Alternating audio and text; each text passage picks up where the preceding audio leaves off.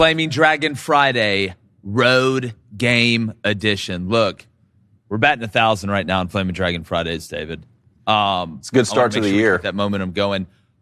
Yeah, great start to the year. Want to keep it going. Just because you play the first 3 holes good doesn't mean you're going to play the last 15 good. But we want you to hit that subscribe button. We appreciate you guys joining us.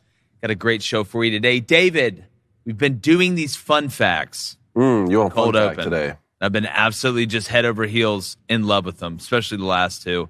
What do you got for me today? What did you dig in the vault and find today, you sassy girl? I'm going to keep hammering these Super Bowl fun facts here. Today's is the father of both Super Bowl quarterbacks for next week were professional baseball pitchers.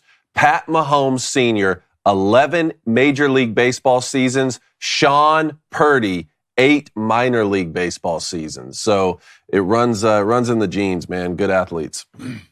God, that fits. That narrative fits. It just too. makes sense. Mm-hmm. It just makes sense 100%. Brock coming out of the minors, facing the GOAT, Patty Mahomes, who's up there, has 8 pitches, 102 two-seam, slide piece, changeup. Brock's up there working at 88, 89, painting the corners. Yeah, well, Patrick Mahomes, he's a pretty daggum good pitcher himself. Oh, You God. can imagine him up on the mound just throwing frisbees at everybody. And, obviously you look at Brock Purdy's dad, that's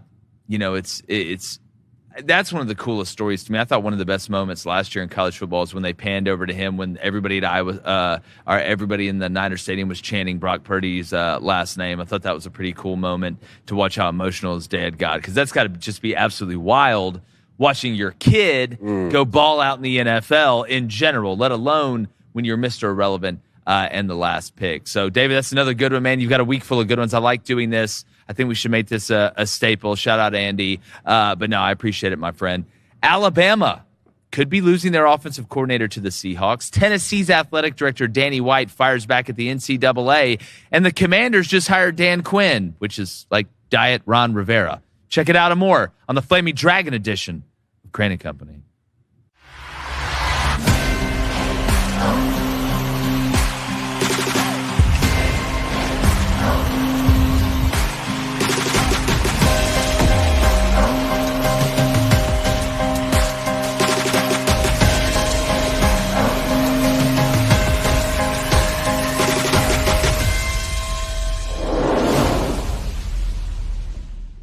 Yesterday, credible reports started to surface that new Alabama offensive coordinator Ryan Grubb, who's been with new Alabama head coach Kalen DeBoer for a long time, is being pursued by the Seattle Seahawks for the same position, a move back to Washington, and obviously an upgrade to the NFL. But the question is, will he finally be the guy they decide on? And if they do decide that Ryan Grubb's the best option, will he go? And what should Kalen DeBoer do? Well, look, nobody knows that but Ryan right now.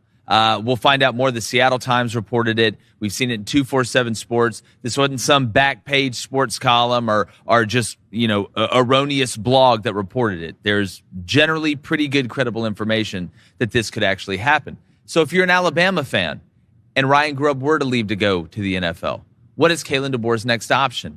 I know you want to get upset. Some of you may even panic, but you shouldn't. Now, Ryan Grubb's a great play caller, right? And just because you can sing the cover of a song doesn't mean it's as good as the original. And it probably won't be. But one of the strengths of what Kalen DeBoer brings to Alabama is a system. Ryan Grubb called the plays, but it is Kalen DeBoer's system. When we talked to him at the Senior Bowl this week, he talked about being able to fit his system to the personnel around him, and that, yes, it was important that Ryan Grubb followed him to Alabama to help call the plays, but it is a system that they've been running that other people are accustomed to as well. Again, doesn't mean they can call the plays as good, but they know what's going on. If I was Kalen DeBoer and Ryan Grubb did go to the NFL, I wouldn't try and go bring in a guy like UNLV's Brennan Marion and have to imply a totally new system with new terminology and other things that players that know the system, like the center that is transferred from Washington to Alabama. Obviously, we know what's going on with Austin Mack at the quarterback position coming over after Julian Sand decided to leave. That really messes up the transition process. So what do? You promote from within. Now, there's two candidates. Jamarcus Shepard, who's the passing game coordinator, associate head coach with him at Washington. He's been at Purdue. He understands how to call the plays. We obviously know what his receivers have done and what they're going to do in the NFL, especially this past class. And then we have our good buddy, David Cohn's good buddy, Nick Sheridan, who's been an offensive coordinator before. He knows how to call plays. This wouldn't be his first time to put his toes on the dance floor. So, having said all that, losing Ryan Grubb would be a big hit, especially in year one, when you're trying to get all the new personnel to understand what's going on and keep that continuity and stability. But that doesn't mean you go out and hire the first good-looking offensive coordinator that throws a cool play call sheet at you. You promote from within. You're 112-4, whatever it is overall. You keep that going, and that's what I would do. I'm going to go and bring in my co-host, David Cohn, former Michigan quarterback, obviously knows Nick Sheridan as well. And it's Friday, and even though it's on the road, we know who's coming to King's Landing. Come on. Hit my graphic, dude. This is flaming. I want to be chocolate. ninja. Hey! 1.5. 1.5 still. 1.5. Oh, I thought you man. said you were just going to go a half after we basically picked the no, perfect because to be game. honest with you, this is what I like to do. I'll lull you to sleep at the beginning of the year, right? You think you're on top of stuff. Wednesday meetings are feeling great. We're looking at film. God, they're making mistakes here. Next thing you know, you walk on the field, and we're the Chiefs when the playoffs start. All right, so I'm really going to start bringing it out of y'all here. Honeypotting me? Yeah, we can call it honeypot. We also call it something else. Yeah. Yeah. If you ever seen the interview, you know exactly what I'm talking about. 1.5 today. All right, if you don't know, on Fridays, we cannot use his government name, so I'll refer to him as Flaming Dragon, or quite. Is Tanner legal? Don't say Tanner legal? That's never legal. Using You know what? someone's We'll just Govey? keep it how we go. We've been undefeated this year. If we win again today, we may have to switch things up. But David, I do want to shift to you with this Ryan Grubb news. Again, nothing official, but like I said, there's been credible outlets that have reported this. And Ryan Grubb is a damn good football coach. He's a really good play caller. Like I said, a lot of people can sing a cover of a song really well. But man, it's nothing like the original, the person who went out there and performed it first that's known for it. What say you? I was going back and forth last night on whether or not this would be a significant loss for Alabama. And ultimately, yes, it would be tough, but more from an optics standpoint than I think when we get into the fall. I mean, like you said, obviously the offensive scheme is going to come from Kalen DeBoer. This is his offense. They're going to run what he wants to run. So it's not quite like an offensive-minded coach who's going to have complete control of the offense who leaves as the OC when you have a defensive head coach at the helm.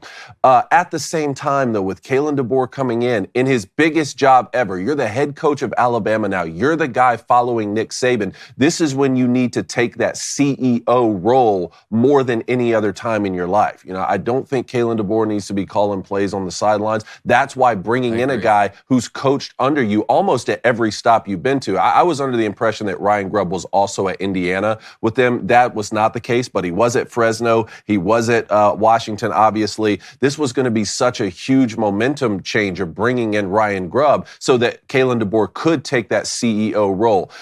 If this happens and Ryan Grubb ultimately decides his path is for the NFL and he wants to become the new Seahawks OC up over there under Mike McDonald, then I agree with you, man. Look, obviously I'm biased because Nick Sheridan is a brother to me, but name Nick Sheridan the offensive coordinator. Like I said, it's going to be Kalen DeBoer's offense.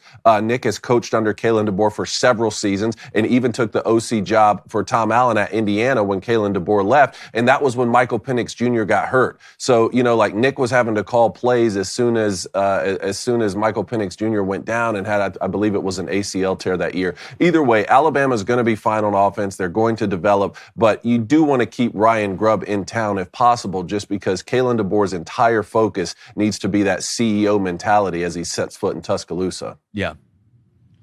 Yeah, no, without a doubt. We talked about this yesterday. The difference between being a head coach and a coordinator is oceans wide. The comparison I always use, it's like being the Secretary of State and then the president, two totally different things. Flaming, when you look at and David brought up optically, and we always use the word continuity and stability in this ever-changing landscape of college football. That's one of the biggest swords that you can wield and kind of gives you an advantage. He brings over Coach Huff, who's coached with him, I believe, since 2017. That unit just won the Joe Moore Award. Your center's coming over. You have continuity there. Jamarcus Shepard, your wide receiver coach and passing game coordinator and associate head coach, is coming over there with you as well. So you have continuity there. You always want to keep the best coaches, right? You want to keep the best coaches you possibly can around you, especially the ones that know you. And I think, David, he was even with them at Sioux Falls back in NAIA. So I think it may even stretch that far back. Sioux Falls from 2007 to 2009, he was the offensive line coach. Yeah. And then from 10 to 13 at Sioux Falls, he was the OC and the quarterback coach. Yeah, so this is a relationship that spans back a long time. So losing him, he is the play caller, right? Out of all those guys, he is the guy that has obviously, been there. Not making the final decision, obviously goes through DeBoer, but he's a guy that DeBoer trusts. But again, Jamarcus Shepard, he's heard everything that's going on in that headset. Play calling is really a team effort if you've ever been on a headset on a sideline. Coach Huff, the offensive line coach, he's listened to everything that Coach Grubb has said. So the drop-off, I don't think will be that drastic, but I do agree with David. Optically, when you're at a place like Alabama, right, it's like being the mayor's family. When you go out in the town, you can't be going out getting drunk or starting fights or acting a fool or peeing in the bushes, in public in front of everybody or doing stupid stuff. You got to go out there and, hey, everything's great. Everybody's happy. It's all positive. I'm okay. You're okay. And that's okay.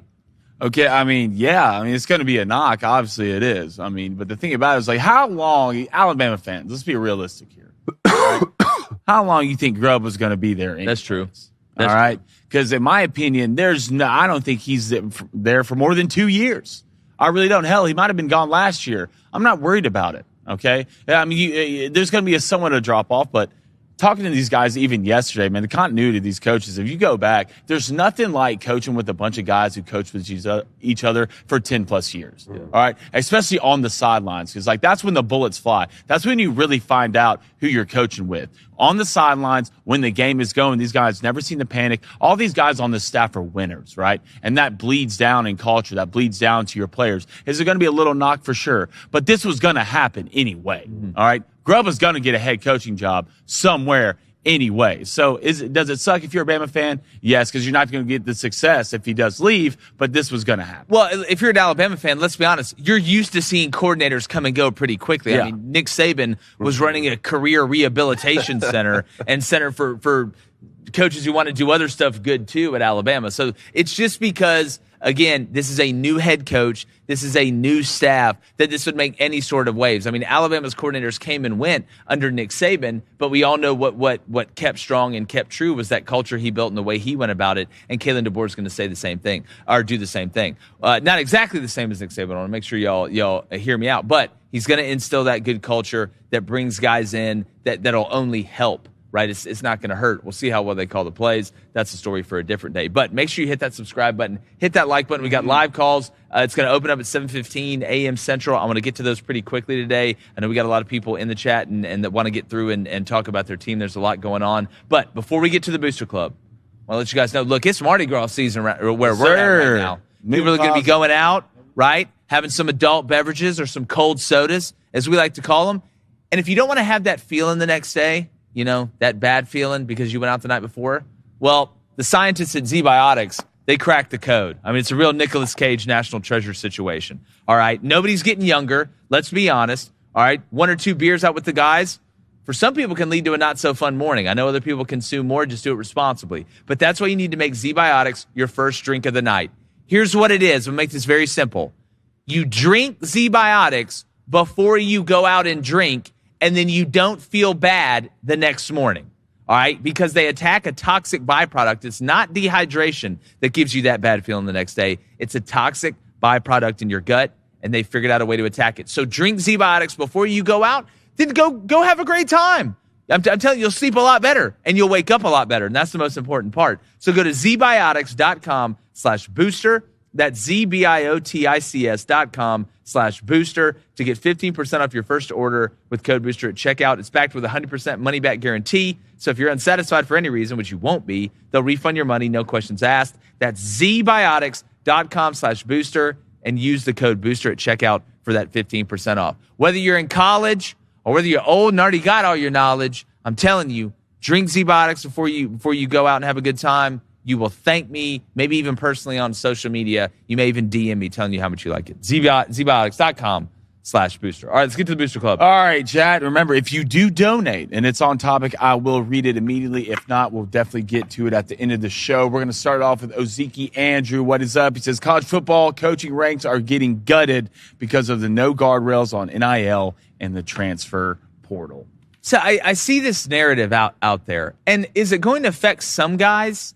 Yes. But we have to stop attributing every time a coach leaves college football now that it's just because college football is just burning down, right? That's not the case. College football coaches getting younger. We talked about this with Jim Nagy yesterday. It's like Jeff Hafley leaves Boston College after surviving this year. Remember, they were talking about firing this guy halfway through the season. Let's not forget that. But he goes 6-6. Boston College says, hey, we still believe you. You look me in the eyes, I'll look you in the eyes. We'll shake hands and be friends for a while. And then he gets a chance to go be a coordinator in the NFL, and he takes the chance. That does not immediately tell me, oh, Jeff Hafley just hated the way college football is going. No, I think it's multiple things. I think Jeff Hafley realized what's going on in the ACC right now. All right, you can maybe use that excuse for what's going on in college football, and we'll see. But I think a lot of it was the pressure he was going to be under next year to deliver for Boston College in a way that would keep his job. You're always coaching for your job, but this next season he was definitely coaching for his job. So Kayla and I think Ryan Grubb being a coordinator and getting a chance to go be a coordinator in the NFL, that doesn't mean that college football is just a disaster and he doesn't want to stay in college football. So will there be some cases of that? Yes, but I don't think there's this huge narrative that everybody's trying to leave college football, right? Just because 90-year-old Kevin Steele went on Feinbaum yesterday and was like, well, I don't remember back when the Model T would go pick up recruit. No, like not everybody's going to be like that. So I get what you're saying. I don't think you're totally wrong, but I think we got to start attributing everybody that leaves college football to go to the NFL is because college football is awful. Chip Kelly interviews allegedly for the Raiders OC job. Everybody's like, oh, well, Chip Kelly just wants to get out of college football. Chip Kelly almost got fired last year. So let's just take it by circumstance. That's the way I look at it. All right, let's go to S. Boone. We're going to stay on topic here. Let's get a little transition to roll into this. He says, what is the argument for keeping a talented coordinator in college when there is an NFL opportunity? Well, it all depends on what the person wants. Like, that's what it depends on. Some guys, I'm telling you, some guys, and this is even more granular, some guys don't want to be head coaches. Some guys do just want to be coordinators. Some guys do want to be head coaches. Some guys want to be head coaches in the NFL. They think that's where I want to go. That's the ending spot. That's my goal because that's the highest level of football. Some guys want to stay in college, even as much as it's changed. Like you look at a guy like Lincoln Riley. Lincoln Riley's had many chances to go to the NFL. Hell, they had every NFL team coming down to see Lincoln Riley to learn how he communicates his offense so efficiently with like the basically Morse code that he's doing with his hands. He's had many opportunities, but he wants to stay in college football. It all depends on what the individual wants, right? It's just like you look at Lane Kiffin. Lane Kiffin's a great example in a more granular level. Lane Kiffin's been the head coach at USC. He's been the head coach at Tennessee. He's the youngest head coach in the NFL history, I believe, with the Raiders. He doesn't want to leave Ole Miss. He is happy and content at Ole Miss. It's a perfect fit for him. So it depends on the individual and the circumstance. We just need to make sure and remember that we're dealing with human beings.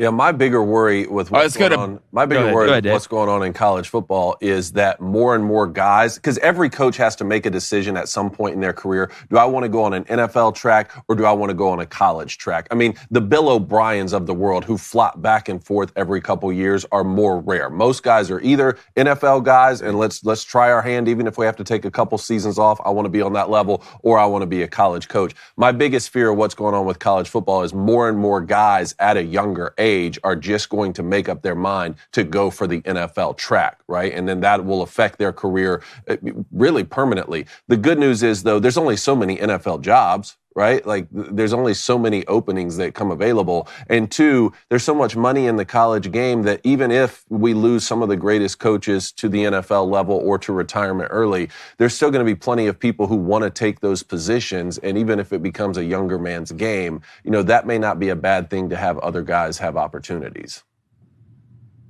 I agree. All right, let's go to Bama Bob. What is up, my brother? He says, all right, fellas, let's be real.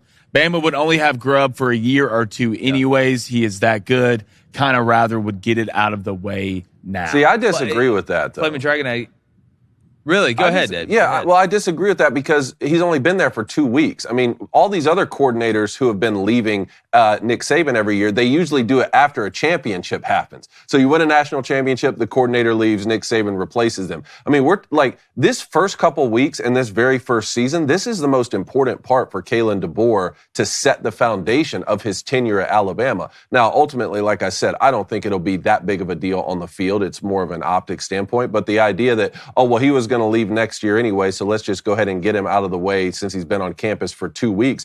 This is the most important season in Kalen DeBoer's life, what's going to happen this next year. And even going 10-2 by a lot of Alabama standards is going to be seen as a failure, even though that's kind of mind-blowing.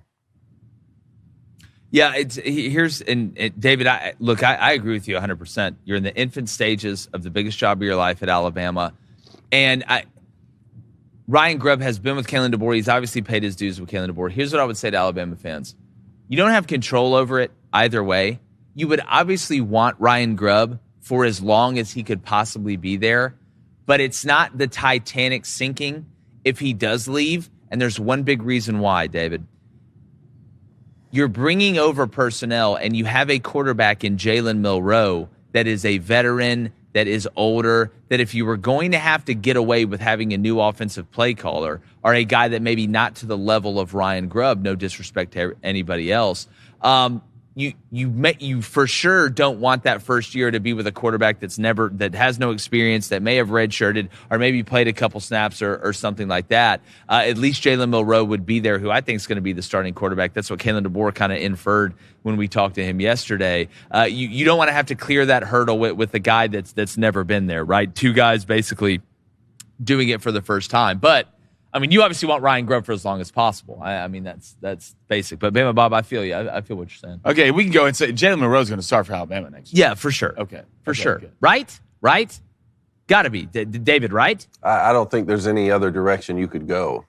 You know, it's like we just talked about with Kalen DeBoer coming in. Even if you recognize that, hey, Jalen Milroe doesn't necessarily wouldn't be the guy I would want to run the type of offense in a perfect world here. You have to understand, like, this guy just finished 6th in the Heisman Trophy voting. He already got a lot of his struggles out of the way early last year and grew every single game. This is a great opportunity for Kalen DeBoer to come in and say, you know what? I need to tailor my offensive-minded abilities around a player of his stature and his skill set.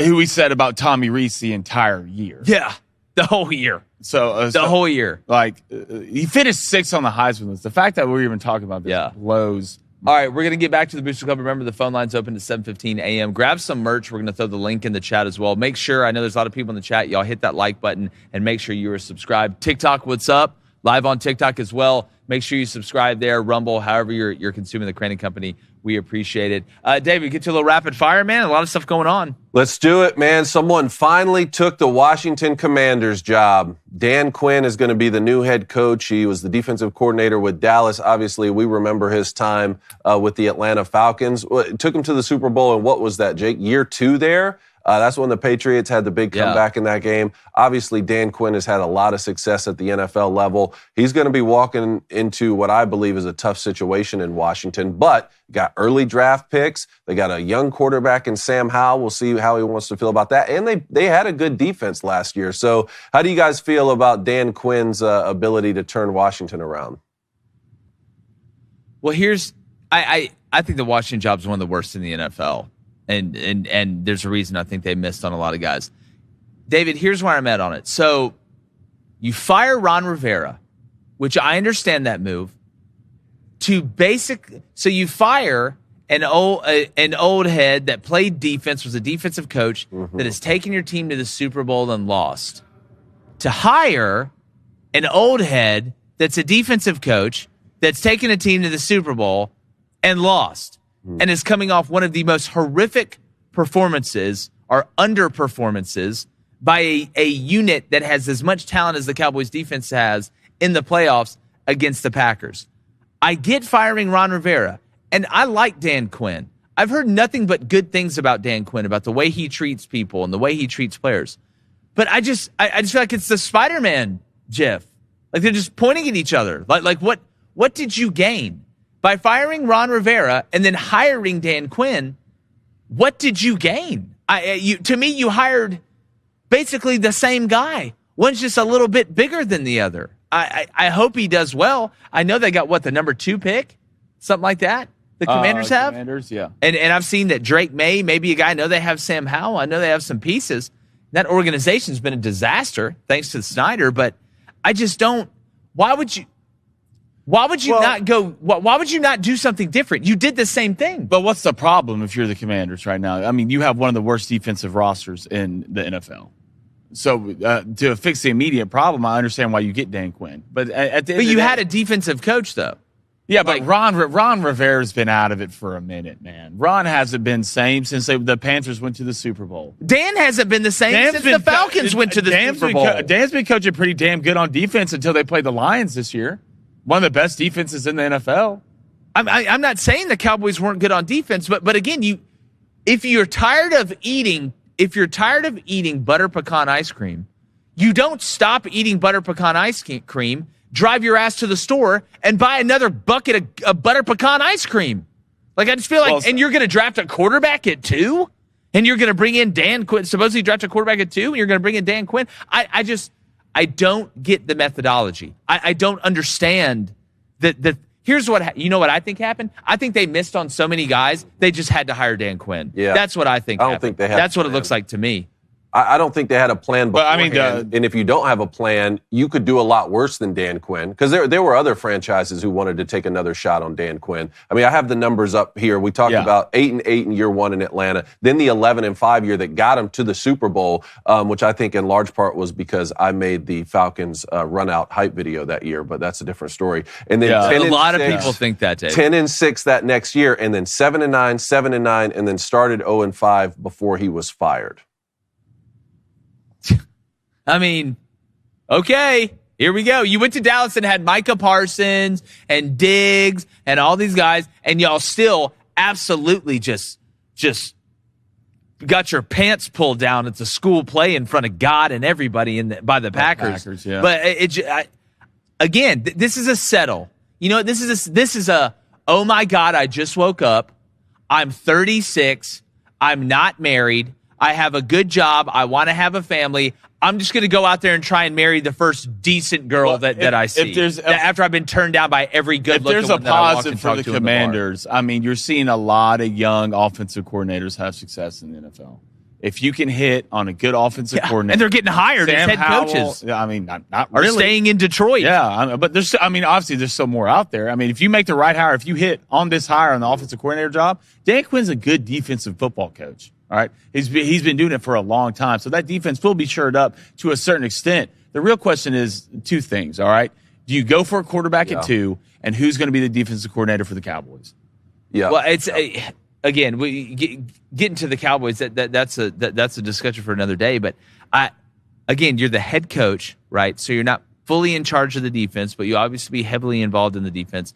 It's just a settle to me. That's what it feels like. You just really just changed guys out. It's a very similar resume when you look at it. When you actually look at it, like where these guys came from, and you know how they played, what position they played, and kind of their track. So it just felt like a settle to me. I can't wait to see what happens at picks 1 and 2. I mean, Chicago and Washington, 2 franchises with young quarterbacks, Justin Fields, Sam Howell, good players, but like the first 2 picks aren't passing on Caleb Williams and Drake May. So either they're going to trade back or they're just both going to say, hey, we can't pass on generation. Trade back, Chicago, trade back. So we'll see. Dan Quinn's got an early decision to make, just like what Flaming Dragon said. All right, Cliff Kingsbury. You know, he was back from Thailand. He was helping consult with Lincoln Riley and the gang last year. Sounds like he's going to be the offensive coordinator for the Ravens. I think this is a good move for Antonio Pierce. You know, talking about young quarterbacks in the league, Aiden O'Connell out of Purdue got thrust into action early in his career. What do you think Cliff Kingsbury can do there with a young quarterback if it's O'Connell time? Look, again, it's like we talked about with Arthur Smith going back to the Steelers. Cliff Kingsbury, as a chef, his best dish is offense. As a head coach, He had to control all of it. Obviously didn't work out very well. I like this hire by Antonio Pierce. It's weird. I feel like the Raiders have made some pretty good hiring decisions the past couple times, and I never thought I'd say that in my life with the Davises running it. But getting a guy like Cliff Kingsbury that understands, that has that NFL experience, he can help Aiden O'Connell kind of push him forward. I kind of like that match with what Cliff Kingsbury wants to do, especially with his short to intermediate passing game. I think him and Aiden will really vibe there. Aiden's obviously a football connoisseur, but I do like the hire. I'm glad to see Cliff get back in it. We'll see if he can turn it around and maybe get another shot at a head coaching job after we know what went down with the Cardinals. Just make sure your quarterback's not playing too much Call of Duty. I'm not worried about Aiden doing that. It was already weird to me for him to get the Cardinals head coaching job a couple years ago, and it didn't work out. But as an offensive coordinator, FD, I think he'll be great with Las Vegas. It's what he does. That's what he does. I mean, we bring up chefs. There's a head chef, and there's just, you have that one guy that always cooks that dish. Yeah. Right? Always cooks that dish, whether it's, I had some crab cakes with some fried green tomatoes and some crawfish sauce the other day at Bluegill. Dave, I want to make sure you tell that. Thank you. That. Yeah. Thank you. Yeah. I just wanted you to hear that. It was delicious. But this is what he does, and it's good to see him back. And I want him to be successful, and I thought he was going to be successful with the Cardinals, but I think mixing him and Kyler Murray just wasn't a good cake to bake. So I love the personalities that the Raiders are building. I know, it just feels like the Raiders are starting to feel like the Raiders again, and that's the first step that needed to get done with these hires. So I love it. And the real question is, how much do we believe in Aiden? How much do we believe in Favre, Aiden O'Connell for the Raiders? We'll see. He's going to get a shot. I mean, you're sitting right now at 13. All right. You're in that mix for the Michael Penix, Bo Nix decision. You need help on defense, man. I mean, you need help. You need help there. You need help on the offensive line. How long is Devontae Adams staying? He's not having a great time. I mean, I love the tight end you got out of Notre Dame. I like him and Jacoby Myers. I think he's going to be a special piece. But, I mean, is Aiden O'Connell the guy if you're a Raiders fan? You're one of those unfortunate franchises that needs a little bit of everything in the draft this year. The AFC, the personalities in the AFC West, I can't wait. Sign me up. All right, 3 more things here. Oh, it's gorgeous. 3 more things here. Peter Thiel, who co-founded PayPal back in the day, is leading a group of venture capitalists to fund the Enhanced Games. This is going to be Olympic-style competition that allows performance-enhancing drugs. And I'm just wondering, when it says venture capitalists, are you included in that flaming dragon? Have you known about this? Look, I'm so happy for you, dog. I've been screaming for this for years. Okay? For years. Let's push humans to the limit. Let's see. All right? I want to see how far we can go. All right? I want to see how fast. You think Usain Bolt's fast? Let him do steroids. Yeah. All right? He's out running cheetahs. All right? But I still to this day, MLB, please, I beg. Everybody wants to see someone throw at 110 miles per hour. All right? I want to see a guy hit it 600 feet. This is what the people want. If they won't do it, somebody else should. We'll do it. Somebody else should. It should be baseball and hockey basically mixed together. Let them fight. Let them do steroids. The MLB will be gone in 5 years. All right, look, I've kind of got a theory on this. David, I was thinking about this. Is this how we find our first superhero? Is this how it happens?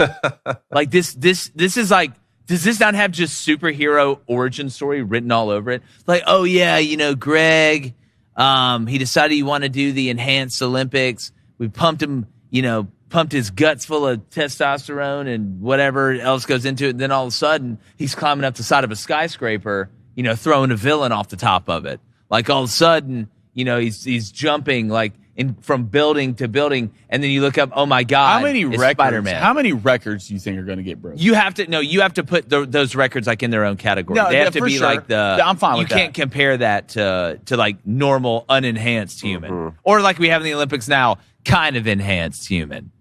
Well, let me tell you why I hate this on just on principle is because like and forget, like, we'll use the term performance enhancing drugs, but I'm all for taking whatever enhances your performance as long as it doesn't harm your body long term. So we're putting a lot of trust in medical personnel here, which I know is a dangerous thing to do. But let's just say it's an absolute fact that whatever these guys are going to put in their bodies harm their health moving forward. I hate that conceptually, just because the idea of being a great athlete, and all the way back to the Greek and Roman times, is, you know, you're setting yourself up and your body to be in its most peak form, right? Like, that's what we want from our athletes. I hate telling our young kids, in order to play at the professional level or to be in peak athletic form, to even compete, you have to put something in your body that's going to harm you long term. That's just how I feel about the concept of any dangerous performing enhancing drugs. But from a business standpoint, and Peter Thiel is the ultimate libertarian, so it makes sense that he's leading this charge.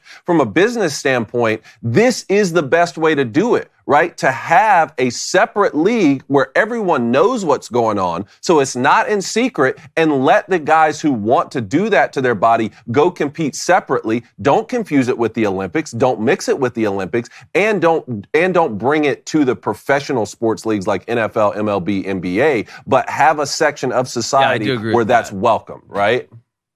Yeah, get your fix. Like, that's where you can get your fix. Yeah. If you're somebody like Flaming Dragon, you want to see him take steroids. Here's my question before we move on. I know we got to move on. The world's strongest man competition. You know, you like turn on ESPNU and there's some huge Swedish guy that's carrying a boulder from like one pillar to the other. It's like pulling a train with his ass or whatever it is. Like, don't they use steroids? I don't know. Do they? I mean, they got a shot in hell. They don't. Yeah, they've got. Look at them. Their heads get bigger as I'm watching them. Like, there's no way they don't use steroids. So and remember that Schwarzenegger documentary, who he said when they stopped letting them use steroids, how like nobody really wanted to go to the shows anymore, so they let them start using steroids again for, like, you know, Mr. Olympia or whatever. They're over there doing their little stretches and flexes or whatever. Like, people will love it. I'll watch. Nobody's watching baseball. Nobody's watching baseball. No, don't put steroids. Nobody's watching baseball. No, I'm saying this. You don't have to. That's fine. Just make your own league. You will get, the MLB will get mopped. The XLB they will get mopped if someone starts a baseball league. Okay, with guys who can use metal bats, steroids, and let them fight. I like that. Well, this will sell out arenas. This is what you get when you let the free market do its thing. So it is going to be fascinating, and we're going to keep up with it. Two more things here. We talked about the news a year ago when Alabama baseball coach Brad Bohannon allegedly had informed a friend that Alabama's starting pitcher was going to be out and he needed to place a bet. This went under investigation and Brad Bohannon was fired. Now there's more details out on it, Jake, even to the point where the transcripts are reading, hey, student athlete A is out for sure. Let me know when I can tell the opposing team, hurry. Was that a text he sent to the guy? Yeah, so this is, and I'm reading this literally from the negotiated resolution. It's got the case number, all this stuff on it. So apparently, the head coach, former Alabama head baseball coach, Brad Bohannon, knew that his starting pitcher going up against LSU, remember LSU's like number one team in the country. I think Paul Skeens, who was the number one overall pick, was pitching for him.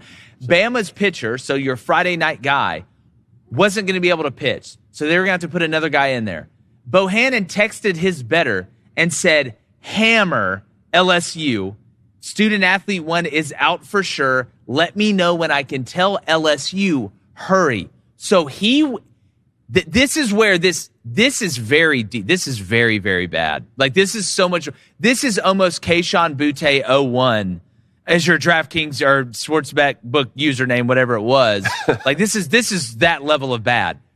He told the guy to bet it before he gave the new lineup card, which had that pitch, they scratched the pitcher before he even told LSU. Because the minute he tells LSU and it's public information, that line's going to change. So he wanted to get that bet in before LSU knew that the pitcher wasn't going to pitch, which meant that everybody else knew the pitcher wasn't going to pitch, which was going to change the line. So, I mean, this was a very, very organized and egregious situation. So he got a 15-year show cause, right?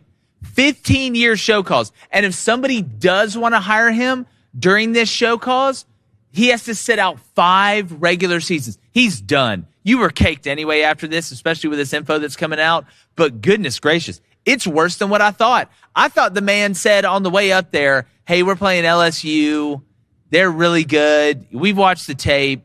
I would bet LSU. That's what I do. Not, hey, one of my guys is hurt. Nobody else knows. Before the information gets out there and the line changes, hammer LSU. I mean, goodness you gracious, can't come back from that. You were in deep.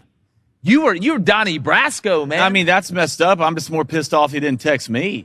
Nobody would have ever. I could have used this information. I'd have thrown a stack down with you, but nobody know how big of a POS you have to be. Yeah, dude. Yeah, like this is low down, dirty sewage rat behavior. Yeah, especially if you got people that are not even just to the Alabama players, Alabama fan base. You got people that are actually betting out there straight up. Like, straight up. Yeah. They're like betting, trying to. So, man, you screwed everybody. And you didn't tell us, so we're extra super pissed. It's just it's so different. But go ahead, Dave. I just think about the players on the team, man. I would be so enraged. Or if that was my kid playing on that team, he'll never coach again. You can't coach again after that. No. You better start selling insurance or something, buddy. Better learn how to speak Korean. All right, last one up here. There is an official statement now from Danny White. Give me 1 second. Excuse me. Sorry, mid-sneeze there. We're going to try this. Get it out, big man. Get it out. That's a father of three. That's a strong man's cough. Even on live TV, we'll do take two here, okay? Official statement from Tennessee Athletic Director Danny White. They're now suing the NCAA, which is just it's fantastic. Do you want to read a little bit of this statement that Tennessee put out? There's statements, and then there's taking a flamethrower to something. Danny White, Tennessee Athletic Director, brother of Georgia head basketball coach Mike White, right? Very, his father was an AD, I believe, or a coach as well, is absolutely standing on business right now for Tennessee. All right, listen to this statement. This is an official statement from the athletic director. And we know typically official statements are like, just. Can we clip that? NCAA speak just Justin, can we absolute BS that's not honest or genuine. This is from the heart. He got some hate in his heart in this one. Okay. And I love it. Here he goes. Danny White.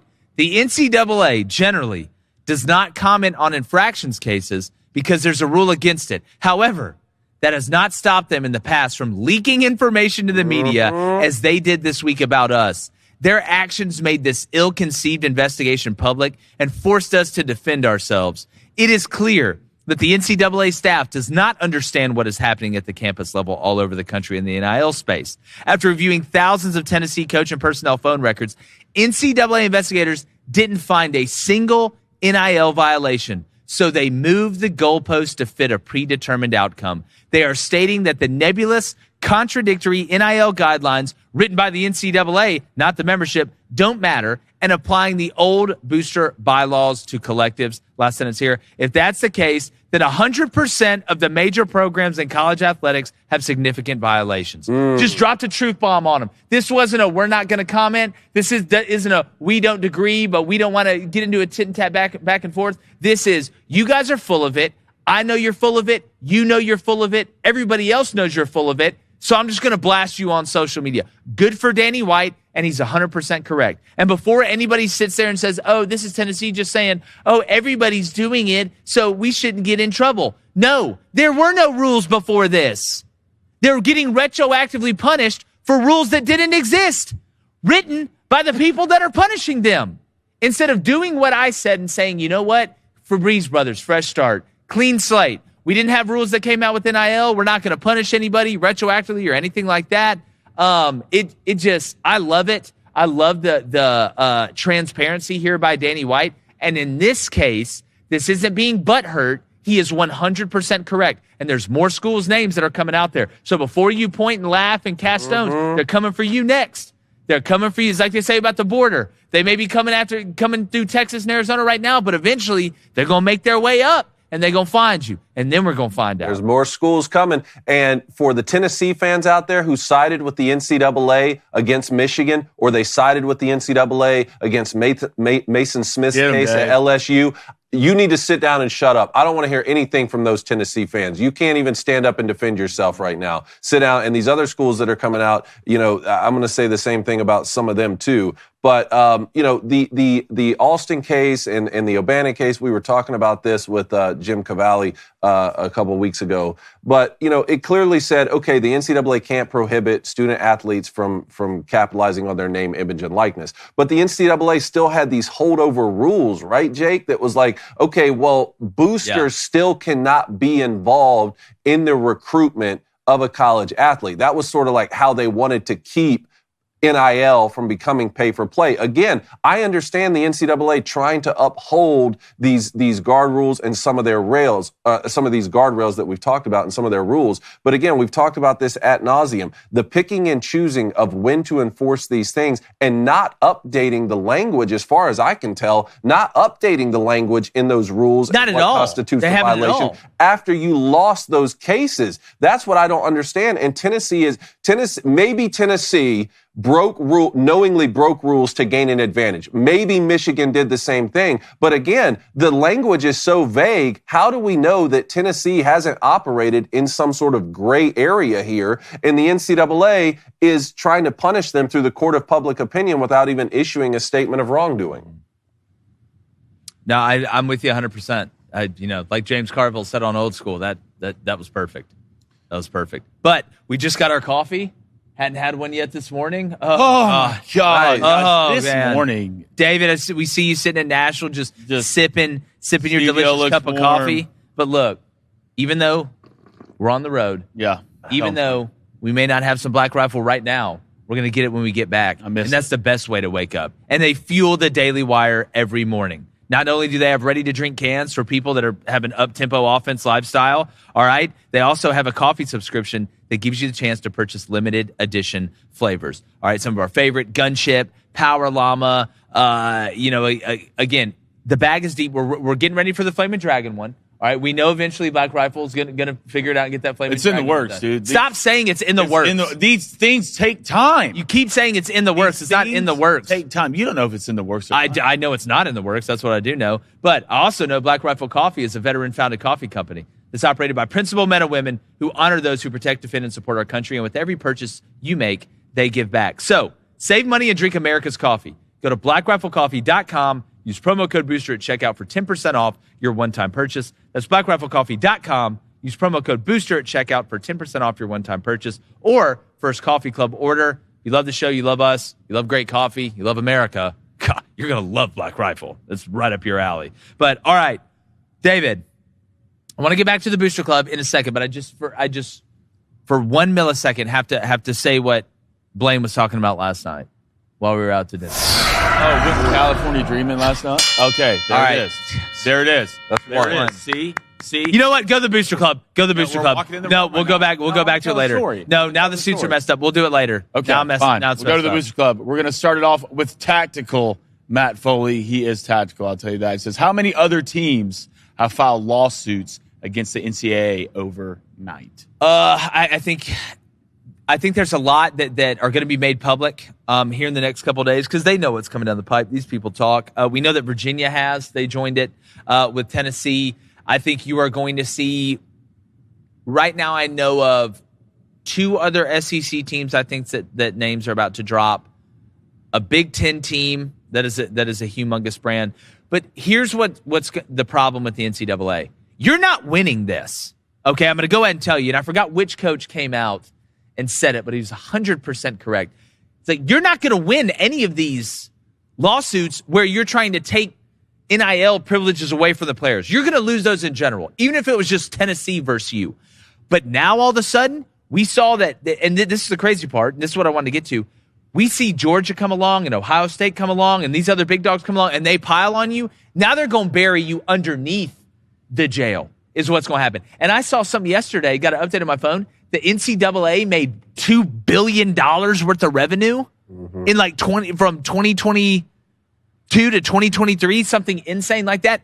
Y'all are the dumb. Y'all have got to be the dumbest ass people I have ever seen in my life.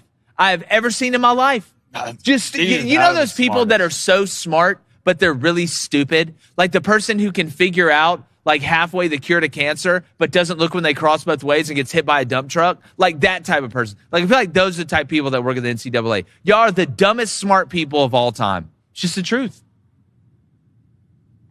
Yeah, I agree. I'll say this.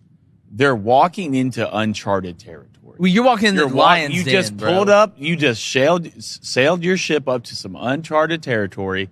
You think you're about to walk in here and run the land, and next thing you know, there's 500 people with spears coming out of trees in Georgia. And the worst thing for the NCAA that could happen coconuts are blowing up. Is the coalition of really good teams coming together to go against them in college football. You're not going to beat Georgia, Ohio State, Tennessee, Virginia. You're not. The NCAA reminds me of Congress people who don't have term limits, who are like 96, like tenure, who are like 96 years old and just won't leave. You're doing insider trading. We all know you're doing it, and you just let it happen. It's time to send the NCAA down the river. Put them on the raft. Put them down the river. Also, the phone lines are open. 1-855-236-3228. We're going to get to calls here in about 11 minutes, but I want to stay in the Booster Club. Let's go to PLL Super Fan Forever. What is up, my guys? He says, do you guys know that Quinn won a Super Bowl? And okay, he said seat low. I don't think Rivera has ever won a Super as a coordinator or a head coach. Did Dan Quinn win as a coordinator? As a coordinator, I want to say that I don't know if it was a coordinator, maybe as an assistant coach, maybe as a linebackers coach and a co-DC. Well, let's look that up. That may be a slight difference, though, but my comparison was as head coaches. That's what I'm looking at. If you have a resume as like Jeff Levy at Mississippi State, I don't know. Like, he hasn't been a head coach yet. We don't know. But Dan Quinn's been a head coach. Ron Rivera's been a head coach. So those are the common denominators. So that's what I compare. I'm not going to compare what happened when you were a coordinator and not the head coach when you're taking over as the head coach. So I want to keep the comparisons as parallel as possible. But I see what you're saying. I understand what you're saying. There are obviously some differences, when they weren't head coaches. But I want to make those comparisons ideology-wise, what they believe in, methodology-wise, and then what they did as head coaches. Yeah, so let's go to Rumble. And one thing here, in Dan Quinn's first season as defensive coordinator for the Seattle Seahawks, they led the league in fewest points allowed, fewest yards allowed, and takeaways with 231 to become the first team since the 85 Chicago Bears to accomplish this feat. And that Seahawks team went on to win the Super Bowl over the Denver Broncos 43-8. That's why he got the Falcons head coaching job and then took the Falcons to the Super Bowl in his second year. That was his launching pad. That's right. All right, let's go to Nate Lavelle. We'll get back to you, bro. Drew, he says, who at the NCAA profits from those billions? Is this like a Federal Reserve type situation? That's a great question. If you look, there is revenue that is obviously given to the universities through the TV rights. When it comes to the NCAA and the NCAA sanctioned events, I'm not even talking about that like Auburn's home game versus, Georgia or something like that. Auburn's going to get a lot of that gate.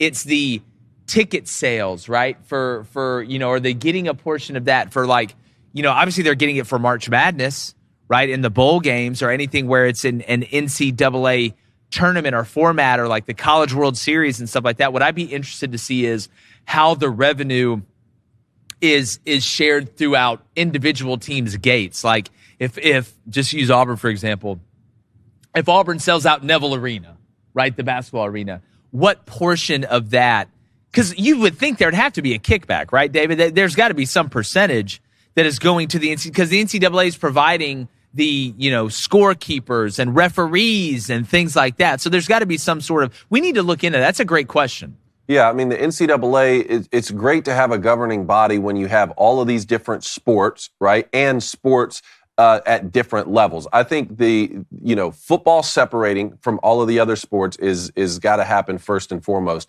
And then after that happens, the different divisions within the game. Take the top 35 teams who are all, using the most money when it comes to NIL or when it comes to paying coaches, whatever their salary cap is, and put that in the very top tier of college football and have them compete against each other. Then the second tier, then the third tier, then the fourth tier. And I think that's the only way that you can really move forward so that we don't have situations where, like we just talked about, Jeff Hafley at Boston College is having to try and vie against Alabama for one of the top 12 spots in the country, All right, let's go to Maximum Vol. What is up, my brother? He's going through it right now. Hashtag Ask Crane and Company. What realistically happens if the NCAA crumbles this month, especially with March Madness coming up? Well, look, here's what I'll say. I believe that there's a plan in place when the NCAA does detach, because I think they eventually will, from the highest level of college football, maybe college football in general. This wouldn't be oh my God, Greg Sankey and Tony Petitti and all these guys, that there wouldn't be or Boo Corrigan and all them, that there would not be some sort of panic moment of, we don't have a replacement. This is like medieval times, right? If you know a king is dying or you want to take out a king, you already have a replacement plan in place. You know what your next move is. Say the king dies the next morning. So you're not going into this blind. I think they've been making these moves for a long time. They know it's not a matter of if, it's a matter of when the NCAA detaches. So I don't think there will be just absolute pandemonium. I think you will still have a college football playoff committee. I think you'll have almost a commission, at least I hope, of the top people in the sport, right? The Greg Sankeys, people like that, the commissioners coming together to form kind of a round table of what's going on. You obviously have the media rights people that are involved because they have to be. I just think what you'll see is a shift in, not necessarily in power, because the shift in power I think is already happening, but there's a plan in place. There will be a commission or a head guy appointed, whether that be Greg Sankey, whoever that may be. They have a plan in place, I promise you. All right, let's go to Broken Devil Dog. What is up, my guys? It should have been eye-opening back when it was Michigan. There was a leak twice every day, but geez, I guess people just love their precious SEC schools. Well, it's again, I mean, at the end of the day, I don't think it's SEC or Big Ten or whatever. I think it's the highest levels of college football getting pissed off because they're not getting notice of allegations. What they're getting are articles written in Yahoo and stuff because the NCAA is just running their mouth behind closed doors and trying to get ahead of who they're going up against without any sort of acknowledgement to the people they're going after. I mean, imagine if you, the individual, right? If the police were going to do something to you and arrest you, and instead of them sending a cop to your house to arrest you, or you finding out, hey, there's a search warrant for your house, you open up your local paper and it's basically an article written by the most credible journalist who just talked to the police chief, basically saying you're guilty. That's what it is to me. Like it's a play, it's a plan. That's the problem with it. It's not a Michigan thing. It's not an SEC thing. It's an NCAA versus college football thing. We don't have to be so tribal. If you're a Michigan fan or a Tennessee, this isn't a conference pissing contest. All right, this is the NCAA versus college football. That you can't turn this into, well, this is just means more versus I think it's a lot different because it's not during the season. Yeah, during the season. Yeah, that was bad. That's what made it doubly bad. But there were a lot of people who were willing to point at Michigan and call them cheaters and print headlines at certain networks and say, this sign stealing and you're a bunch of cheaters and stuff. And those same people now want to say, well, this isn't Tennessee against the NCAA. This is all of college football against the NCAA. So fans like that guy who's writing a question said, well, where was all of college football when Michigan needed support? Thankfully, they found it on this show, though. Yeah. So. Where everybody has their allegiances. Like, look, like it's almost like Fox News, CNN, you got SEC Network, all these other places. They're going to die on the hill of their conference. Yeah, and that's one of the reasons I love being at where we're at is that we're not beholden to anybody. Like we're not over here having to gas one side up, because we have to, because we're connected to the Southeastern Conference, or like we're Fox and connected to the Big Ten. I'm just going to tell you what I think. Like I don't care if it's Bama. I don't care if it's the team I root for. If it's Bama, whatever, we're just going to tell you what we really think, and that's why this show works. So, we got a couple of questions here. What are the alleged violations? I've heard rumors. Go ahead and finish that, Dave. Oh, no, I was just going to say one thing that won't be happening is Greg Sankey suspending Josh Heupel the way that Tony Petitti suspended Jim Harbaugh. Yeah, he actually gave him a raise. That won't be happening. Yeah. But Jake, he sent him a gift basket of gold bars. Can you fill people in on what's going on with Tennessee's collective and how the booster was related to the collective when it came to Nico Iamaleava's recruitment? Yeah, so the first thing you have to understand, just to keep this in like kind of the simplest terms, is that this isn't a Tennessee employee that the NCAA is going and saying, this coach illegally contacted a player, or this employee illegally did this, or they did that. They're going after Tennessee's NIL collective that is one of the many collectives that the Spire group has. And basically what they're saying is, in the recruitment of Nico Lamalavea, I know I said that wrong. I'm excited to watch the kid grow and play in the SEC, but his last name, I'm just going to have to call him Nico. They were basically saying there was improper use of jets, the booster letting him do things during his recruitment through the collective. That's what it basically is.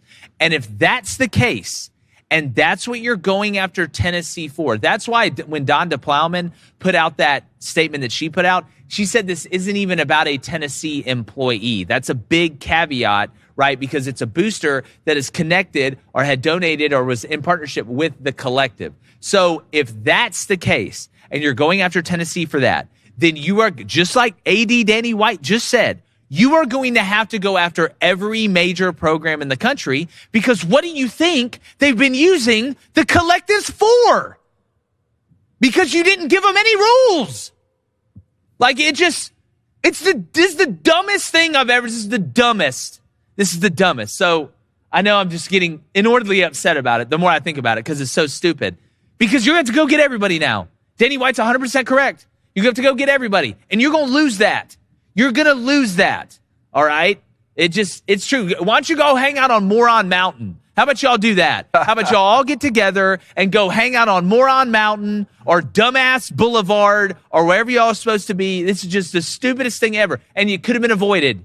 Y'all could have helped save y'allself for a little bit longer. I don't know. Maybe it's a suicide mission by the NCAA. The more I look at this, maybe they're just over with it. Is that what it is? Is it just hey, man, look, Gene Hackman, we can't go get Owen Wilson in the beefing chair. This your first plane ride? Yeah. No, it's my last. No, it's my last. All right, it's got a patch. It says, if the NCAA were smarter about the money, NIL would have been a program they initiated decades ago with their fingers in the pie. Yeah, you lost me at smart. That's where that it's and this should have been done a long time ago, and it could have been, the rules could have been built in and everything like that. Remember, we will read those donations at the end if they're not on topic.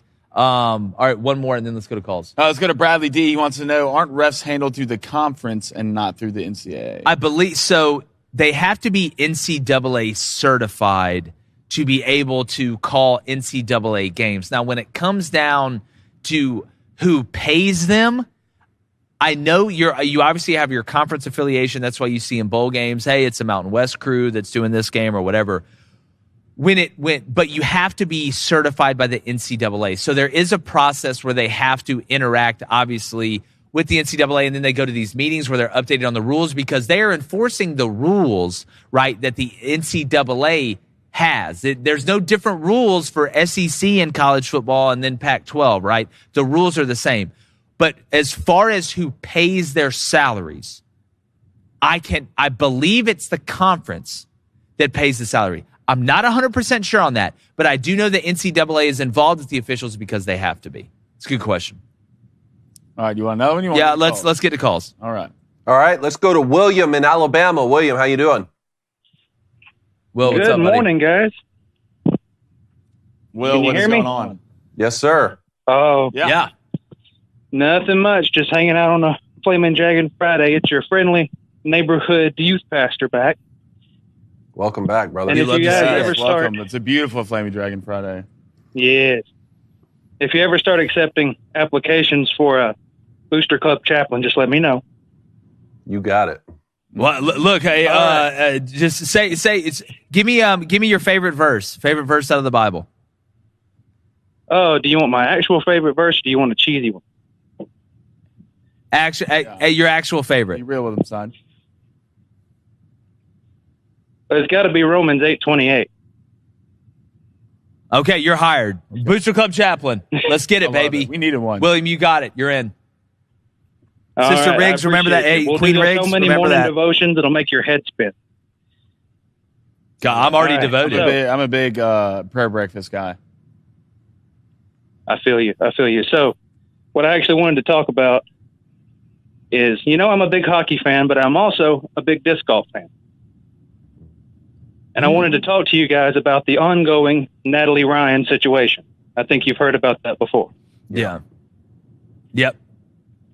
And so this past season, this dude named Natalie started suing the PDGA, which is the governing body of disc golf, and the Disc Golf Pro Tour, which is the league, in every state that they could. So California, Minnesota, and of course, all his lawyers were working pro bono, and the PDGA and the Pro Tour kept having to pay lawyers, and they ran out of money. So they just bled them. Just bled them out.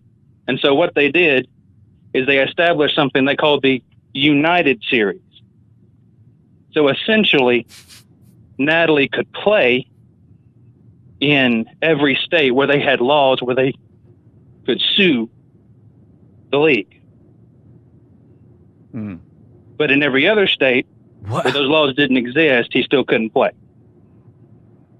And that is the settlement that they reached. Here's well, that's a loss. Here's what I find the most fascinating, Will, is that you know why you haven't seen this in like college basketball, why there hasn't been a dude that's gone in like high-level women's college basketball and just yamming on everybody, shout out Lady Ballers, or that you haven't seen a male volleyball player, right? One tried to sneak into Washington, but they caught him. Because our softball, women's softball, why there hasn't just been some like Tommy Tanks girl version go to softball and just absolutely hitting it through the fence, is because if they do any of the most, and this, I'm not trying to knock any of these periphery sports, but I think we have to live in reality to attack this situation. If a man pretending to be a woman went and did any of those major sports, it would shine such a big light on how unfair it was. It would eliminate all of it. I think maybe the best thing that could happen is if that does happen. But you know where they get away with it? Where you can get away with it? On the periphery sports. Disc golf. And I'll have to give disc golf credit and like the players, cycling. The female players, they have been protesting this to no degree, doing press conferences. They've been trying to get as much spotlight on this as possible. But, you know, what can you do when you have a sport that's growing, growing exponentially, but it's just not to that mainstream level yet? You can't. There's nothing you can do right now, like other than just not play. If all the girls just boycott, that's the only way. You don't go play in those states. But I'm telling you, the minute, and they won't allow it, because we try to do it. The minute a grown man, goes and plays a women's college basketball game or a WNBA game, and is just going bananas, it all stops. It's gonna. It all stops. I think they're afraid for that to happen, because if that does happen, like that's why you see this LPGA thing is really ruffling a lot of fans, because they're getting closer. It's like when those Tootsie Pops, like you're getting close to the middle, and once you get to the middle, it's gone. But even on the periphery. That's what I think. But thank you, William. Can you imagine making the financial investment to start a league in a sport that you love, and you're trying to grow it, trying to get more eyeballs on it, and then you say like, no, we have two different divisions. We have a men's division and a women's division, and then legally you can't even do anything because they've just bled you dry. And they force men to play in the women's sport. I mean, it's like if you wanted to start a boxing league and you were forced to allow heavyweights like Mike Tyson to fight down against featherweights, and you couldn't do anything in the sport and in the league that you have created and invested in. It makes me sick. Yeah. William, thanks, and brother. Here's the funny thing. Mr. Club Chaplain, we appreciate you. Oh, go ahead. All right. Go ahead, Will. Did we lose him? All right, let's move on. Let's go to Adam in Washington. Adam, how you doing? What's up, boys? I just had a couple Senior Bowl questions. I was seeing some articles online that one said Bo Nix's draft stock is going down because he declared Oregon and Auburn. Can you explain that to me and why that would happen? Look, number one, he declared it on our show, so you know that one kind of went nuts, a little viral yesterday on Bleacher Report and On3, and it was a great question by David. If your draft stock's going down for that, to be honest, the way he answered that, I think his draft stock should go up. Yeah. But I'm going to be honest with you. Like, look, I understand how important being able to, and Bo Nix is a great question answer, like very, very professional at not rocking the boat while not being too just, milk toast in the answers. Yeah. But here's the thing. What I care about is what your teammates think about you. How much football do you know? And when I watch you run around with that pigskin and throw it, how does it look? And how good is your decision-making on the field? If you have a draft stock dropping because somebody said that they claimed 2 different schools because they played at 2 different schools, including one they graduated from, I think you're overthinking it, bud. I think y'all may need to get out of that room with all 80 y'all looking at each other and just talking to each other into crazy things. So look, I would people will write anything these days, man. Yeah. Journalism's dead. It is. It's really is. I guarantee you, there's not a scout in a room who's like, you know what? We're not going to take Bo Nix. He either picks Oregon or Auburn. Auburn and Oregon. Those are the people who are like, hey, I can tell you how much money you have by the way you order food off a menu. No, you can't. Yeah. What? Yeah, on that same note, I did see some other articles unrelated to him declaring Oregon and Auburn, but just saying that his draft stock was falling in general at the Senior Bowl and that he wasn't showing out. And I saw that for a couple of quarterbacks too. I just wanted to see what did you guys see on the field, and what was the quarterback situation looking like, especially for Bo Nix? Well, again, there's a lot of variables that are going on for every player that comes to the Senior Bowl, but I think the quarterbacks have it the hardest, right? Not naturally because it's the most difficult position to play, but you haven't been able to build up any rapport with these wide receivers, right? So you're losing time because you're having to react later to guys getting in and out of breaks because you don't have that built in. You don't know kind of how they move, and you're used to the tempo at which they run routes, whether they're covered or whether it's on air. I think there's been a little bit of nervousness with the quarterbacks too. But to be honest with you, there really hasn't been one of the quarterbacks that I've looked at and been like, man, this guy has just had an incredible Senior Bowl. He's really unbelievably lifted himself. But what, you got one in mind? I think Spencer Rattler's Spencer's done well, but I thought Spencer was fine coming into this. So we were one of the few shows, and we talked to Spencer after practice yesterday. We're going to release that down the road. Other than that, it really hadn't been a great showing from the quarterbacks. No, but it's hard to get into that rhythm with new wide receivers. So look, yes, it's obviously a big deal. You want to come here and put your best foot forward, but you still have your pro day. We still have the combine and things like that. So I wouldn't get too far down on Bo Nix yet. Yeah. I tell you what, the more I look at it, that Broncos, you talking about him going to the Broncos, it's making a lot more sense. Mm-hmm. Yeah, I think, there's a lot of good situations that he could go to. I think the Broncos is one. I as a Seahawks fan, was thinking that David Cohn was not far off with having him sit behind Geno for a year or two. I think that'd be a good situation. Why not send him to Minnesota? Sit behind Kirk for a year or two. I think all three of those situations could be great. Yeah. I think I would even give the nod to Denver. Imagine being paired up with Sean Payton as a quarterback developer and play caller. What do you think about a Bo Nix Baker Mayfield comp? I've always liked that comp. I don't think it's super far off. I think it's more from what, to be honest with you, I've seen Jake Browning, kind of the way he plays. I think we're just really underselling Bo's running ability. He's a lot better runner than Jake Browning. I like the Sam Howell's better. Sam Howell to Baker's me not as talented. Baker runs. It's a pretty Baker runs. Joe Burrow. Baker can move. But Bo can run. I wouldn't say Joe Burrow yet. I wouldn't go there. Yeah, but Bo Nix may be more accurate than all of them, though, which is going to give him a chance. All right, one last question, boys. We're going to see. One last question, if that's all right.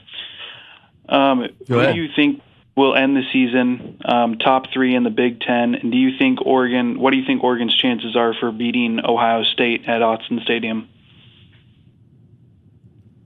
Look, Oregon's always going to be able to put up a good fight. I think Ohio State's going to be the best team in the Big Ten. I tend to hold back on predictions until the end of fall camp for multiple reasons. One, I need to know who wins what job.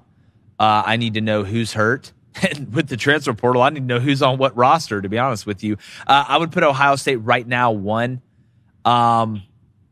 I think Oregon is the team that it's going to be the easiest to translate to the Big Ten, even though you are losing your quarterback, but you do bring in Dylan Gabriel. So I think Oregon, it's not crazy to slide them in the top 3. I don't think that'd be crazy at all. Who that other team would be, we'll see with Penn State and Drew Aller with a new offensive coordinator. It's going to be interesting to follow for sure.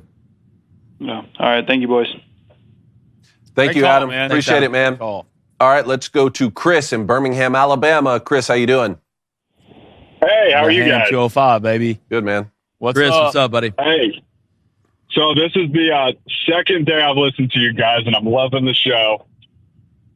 Appreciate it. Do y'all ever talk NASCAR? Man, you're like the third person that has asked me. Do we need to start? Here's what we'll do. We talked some F1, by the way. Did you see Lewis Hamilton? Yeah, I was going to let Dave. Yeah, David. David. I know Dave's that's our Why would he do that? Why would he? Is that like a bucket list thing? I don't know. Maybe that's just like the retirement home for drivers. Now, it's not going to start until 2025, but man, I guess that means Carlos Sainz is out. You're not moving on from Charles Leclerc. So that whole situation is about to get very intense. I can't wait to catch up on Drive to Survive. But in terms of NASCAR, I mean, we have to be Chase Elliott fans, right? Because of the Hooters connection. That's what I feel we like gotta be. We gotta be. Yeah. Well, so Chris, we'll start throwing some.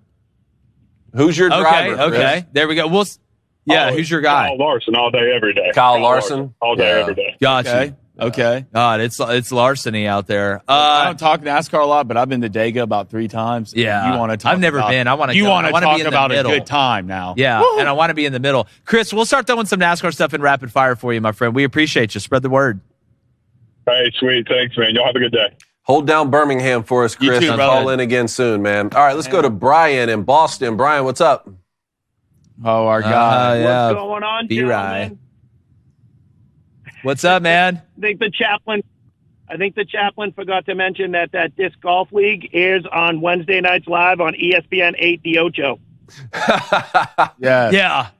You can read about it in Obscure Sports Quarterly. Obscure Sports Quarterly, for sure. Yeah. We're not going to mix them together. Yeah, we're not going to mix them together. I wanted to jump in because of Flamin' Dragon talking about the desire to see more steroids and more performance enhancers in sports, and I actually want to go the exact opposite route with that. I'm one of these that I'd rather watch a guy try and leg out a triple in baseball than go back to the dugout and light up a smoke like the old days. Like, get these guys off of the extra weights, the weight room, all that stuff. Like, you guys, you wanted to go back to like. You want to see worse baseball players. That's what you want to see. They're better baseball players, though. I want to see Brian. Like, part of me though, like, in baseball, I'm with you, right? In baseball, I'm with you. Like, part of me like gets what he's saying. I feel like that'll make because it's unbelievably hard. Baseball's unbelievably hard, right? Especially hit a 90-mile-per-hour fastball. But like, there's something about watching those old clips in baseball, not basketball. I love watching guys jump from the free throw line and yama chama chama like that. I don't want to go back to watching like Ron, crazy leg Stimkins, who's 5'8" out there playing point guard for Hickory in like the NBA. But I like in baseball, there's just something about here. Like, you hear the stories of Babe Ruth, right? Like, boy's going up there with a huge bat that's heavy as hell after he just ate 2 glizzies that's all we had. And drank a beer. That's all we had. That's all we need. It's America. That's all we need. We had. It's either you go to war or you go to a baseball game. But baseball can do. If you're going to go that way, then go 100%. Look, I don't want to go up there and watch some fat dude smoking a cigarette throwing 83 and who's tired. Have you seen Bartolo Colon? That's my favorite baseball player, dog. It's one of them's fine. All right, but you can't have 6 guys who look like just look terrible out there playing baseball. No one's going to want to watch that. I don't know. I feel like they would. Maybe the older generation a little bit, but they're targeting younger generation. And why is John Daly? Why is John Daly so loved in the golf world? They love this guy. Yeah. Thank you. Yeah, they wouldn't love John Daly as much if there were 9 John Dalys out there. Dude, it's because he's John Daly. When you're talking about baseball, that fat guy's playing first base, third base, left field. You want your athletic guy, put him at shortstop, center field. There you go. Give me the guys that are off. Yeah, I kind of congrats. And let's see their natural ability. That stuff would be great. Yeah, let's performance talk about enhancers. Let's talk about athletic guys. Let's talk about athletic guys on steroids. Let's talk about buttered sausage and why it is. But I'm telling you right now, like if you're a fan of baseball and you want eyes to get to a TV, I just want to see how far humans can go. All right, this is the Elon Musk in me. Yeah. All right, I want to see how, like Prometheus, I want to see how far we can take this thing. Yeah. All right, that's what I want to see. Like how high can a human jump on steroids? You know, how far can he throw a javelin? Yeah. All right. Can he beat up Dewey the Bear? Like, these are the questions that we need answered. It's time, y'all. Mm-hmm. And there's so much money. I love this debate. So much money in this. Because if you're just a businessman, I'm telling you, no one gives a rat's ass about baseball anymore. They don't. You can see all the old heads can get upset. That's fine. I don't care. No one watches it. But if you want people to start watching baseball again, go back to Mark McGwire, go back to Sammy Sosa. That's back in the day where they're just juicing. It's a Wells factory. There's so much juice in these guys. And this guy claims to be a Yankees. He claims to be a Yankees fan. You're not a Yankees fan. Good call, I am a Yankees fan. Dave, don't talk to me about fandom. All right. You're not a Yankees fan. I don't want to hear it. Brian, thanks for your call, man. Look, at the very least, we are going to reach out to. We're going to reach out to Peter Thiel to at least try and get involved in the enhanced game. So we'll see. But last caller of the day, Kirk in Canada. Kirk, how you doing? Doing good, guys. How are you guys doing? Good, man.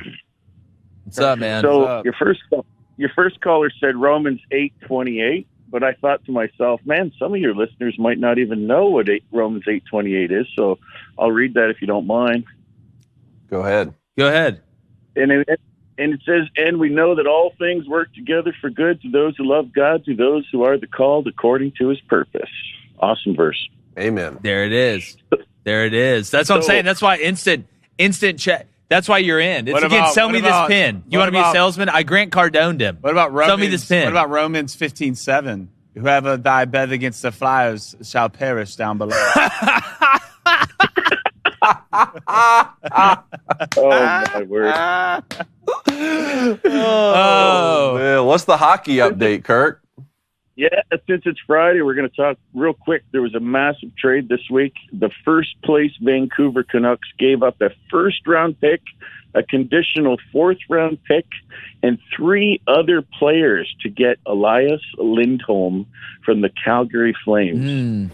This is Flame no on. Small trade. They're already in first place. But one of the guys that they traded for is a prospect. And somebody grab a pen. I want Flamin' Dragon to read this guy's last name for me real quick.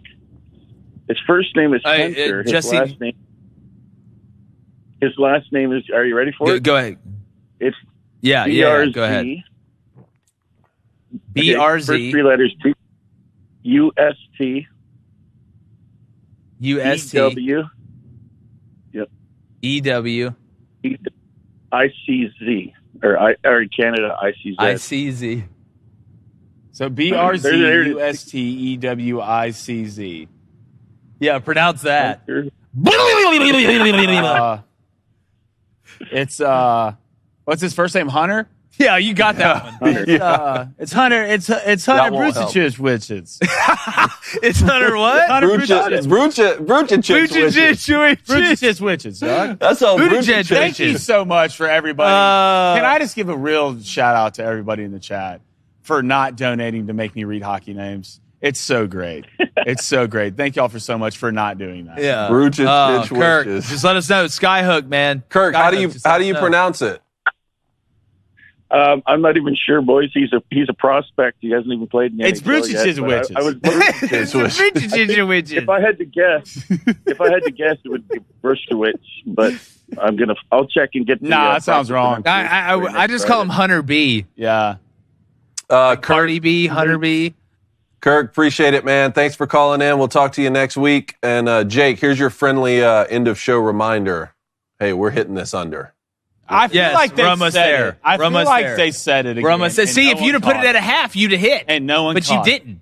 You got nobody but caught it. Let's get to the donos because I want to talk about that story that you were saying. Let's go to Mark Cumnock. Nobody laugh.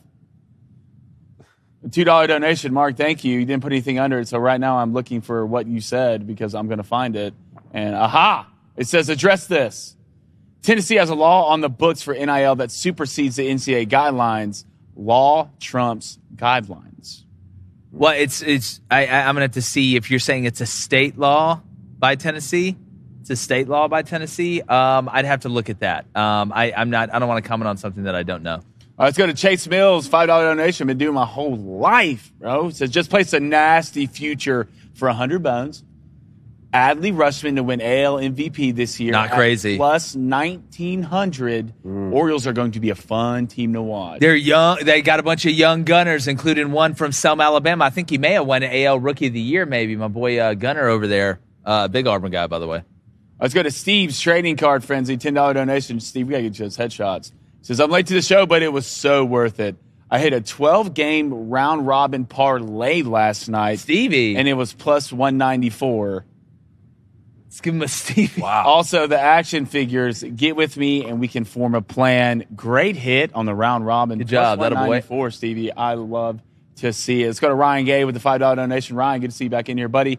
Says, how are my Mountaineers looking at senior day? Don't look over. Zach Frazier was one of the best centers in the country this season. Hashtag. Yeah, I saw Neil Brown the other day on the sideline, by the way. Big year for him last year. All right, let's go to Maximum Ball with the $5 donation. Appreciate it. He says, there should be steroids in baseball. Also, y'all should interview Joe Milton and talk about the Tennessee situation. We did get to interview Joe, but if we did interview Joe, we probably wouldn't have brought that up. No, probably. It's especially when he's 8 foot tall. Let's go to One Night with the $5 donation. He says, Kentucky fan here. Oh, yeah. This year feels like a make-or-break season for some fans. Who would you get to replace Cal if we have another abrupt March? Look, and I've been saying it about Calipari. I've just been saying it, and I've cut a lot of help from Kentucky fans over the past 3 years, but I'll continue to say it. To me, who I would hire, I would take a trip to the team that just beat you, and I would hire Todd Golden. I'd hire Todd Golden from Florida. I'm telling you right now, dude's a problem. I'm worried. As an Auburn guy, I'm worried. Let's go to Jan B with the $10 donation. Jan, appreciate it. Go ahead, Dave. I thought he was talking about basketball. Sorry. Okay. Oh, yeah. No, he was. Oh, okay. He was. Got you. I'd go, yeah. All right, Jan B, $10 donation. Appreciate it. LeBron is mid and Jordan is the GOAT, Cap. Is there an MLB conclusion on not signing Scott Boras clients? I've not seen a conclusion on it. That's been a really interesting story as well. Talk about getting blackballed. Let me look into that, and we'll talk about it on Monday. Let's go to Justin Decker. Are we talking upper or lower? Upper or lower. That's I'm going to give Justin a shout-out for monitoring the Facebook group chat, too. Justin, you're doing a hell of a job, brother. $5 donation, Justin. Appreciate it. Benedict Bowe can't claim Auburn. He chose to leave. Benedict Bowe. He couldn't take the heat in the kitchen. You're a duck, my guy. Don't do that to Bowe. Some people claim, some people flame. No, I claim Bowe. Sorry. Yeah. Sorry, not sorry, dude. Let's go to the last donation of the day. Steve, $10 donation. Steve, I don't think I got to this yesterday. Says, can we do a right and wrong segment about who you've seen at the Senior Bowl? Yeah, we said that. Yeah, Did we get to that yesterday? Yeah. Okay, that was the last donation. There, actually, we just got 2 more, of course. Cotorius with a $5 donation. Appreciate it. With the CFP going to 12 teams, why not take some mid-tier bowls and make the college football version of the NIT? See, I don't hate that. I think I've said that. I think I brought that idea up. I think we've actually talked about that. And towards, I think me and you are just vibing. We're on the same wavelength right now. I love it. Let's go. Devin21 with a $10 donation. Thank you, Devin. Morning, fellas. Good morning to you. We have the greatest rivalry in college sports happening tomorrow. UNC versus Duke. Going to be a hell of a game. Second best rivalry. UNC is out for blood after losing on Tuesday. Hashtag go. Yeah, you're right. If we're talking college basketball, yes, that's the best rivalry in college basketball. I don't think anybody's going to debate that. But when it comes to football, Dev, you know what's up. Very interesting to see North Carolina, Duke, Baycott, Filipowski inside, ready to see that battle. I guess we'll get to the break-in story, like should you have a dog and the stuff we talked about last night, because Blaine had, we got 3 minutes. See? He wanted this story told. That's what, see? I tried to tell him. This better be the greatest story I've ever heard. David, I don't know what to say. There are no words. Down is out. Had us in the first half. God. Can't lie. That's the most Auburn thing. Can't. It's the most Auburn thing I've ever done. All right, Mark coming with another $5 donation. Mark, got him to burn this place down. Oh, it's needed. See, I told you. I just let him cruise by in the beginning. God, David even reminded me. He says, yes, state law on Tennessee NIL. Our governor signed it 2 years ago for college and high. Yeah, but it's this isn't the federal government that's coming after Tennessee. It's the NCAA. Yeah, but here's again, the rule. The only rule you need to know in Tennessee state law for this is NIL is this state's backbone. It is this state. That's exactly right. That's what you need to know. Yeah, look, yeah. The Tennessee Attorney General suing the NCAA. So when it comes to like the state law, I think it may be on the other side of it. Yeah, everyone said it was 4th and 31. You know what? You blew it. God, how high is this building? Yes, high enough. Yeah. All right, let's get to the poll. I guess we can do the story another day. I'm getting yelled at in my ear. And then this has been kind of circulating all week at the Senior Bowl. In my opinion, it's been the biggest topic. The poll is today: am I better looking than Sam Hartman? If y'all, I'm gonna tell you right now, if he says yes, he's either lying or y'all are on the take. So I'm gonna say they said no 65%. Man, Sam Hartman's a good-looking cat, but give me my boy Flamin' Dragon. Give me my boy Flamin' Dragon. 87%. That's what I'm talking about. Not even my own brother. 87%. Not even my own brother. Lock it in. I'm not a liar. Your own people. It really be your own people. We could hug it out when you come back. Yeah.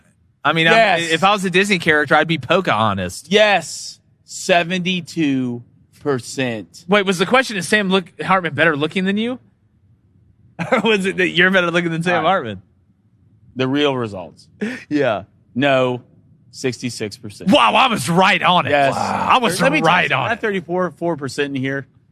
Yeah, it's probably the same 34% that wanted you to be in charge of college football. So if you voted no, you just be like North Korea. I hope you Blaine would be walking the room like Kim Jong-un. Flat tire on the way to work. Like everybody would have to start just turn into an NPC character when Blaine walks in. But all right, great week. Thank you everybody at the Senior Bowl. Molly Middleton, Jim Nagy, our production, Zach, Justine. Yes, great job doing it. We got tons more content that's coming out. Interviews with Spencer Rattler, Vlad McConkey. How are we real? If you can see behind us right now. Yeah, there's nobody. We're the only ones here. But all right, we appreciate you guys. Make sure you hit that subscribe button. Check out our sponsors. And like Senior Bowl Practice Week 2024, we're going, gone.